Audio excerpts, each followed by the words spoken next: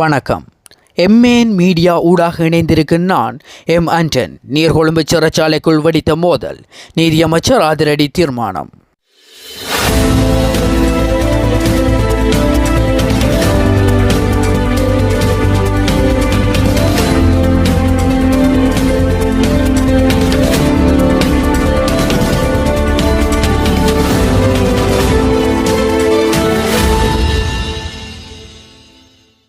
சிறைச்சாலையில் நடந்த மோதலுக்கு நீதியமைச்சர் என்ற வகையில் தாம் பொறுப்பேற்பதாக நீதியமைச்சர் கர்சன நாணயக்கார தெரிவித்துள்ளார்.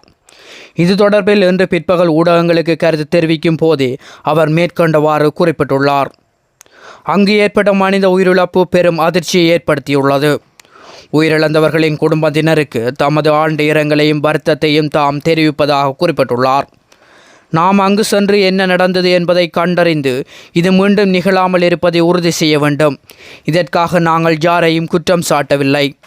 நீதித்துறை அமைச்சராக எனது அதிகார வரம்பிற்குட்பட்ட ஒரு நிறுவனத்தில் இது நடந்துள்ளது என்பது உண்மையான அதிர்ச்சியை அளிக்கிறது. எனவே நாம் அந்த பொறுப்பை ஏற்க வேண்டும்.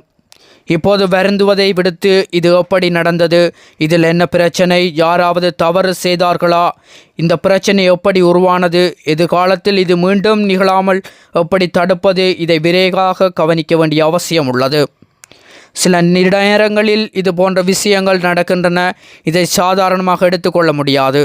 இதை சுலபமாக கடந்து செல்லவும் முடியாது. ஏனென்றால் மனித உயிர்கள் இழக்கப்பட்டுள்ளன. சம்பவம் குறித்து நாம் தீவிரமாக விசாரிக்க வேண்டும் என்று குறிப்பிட்டுள்ளார்.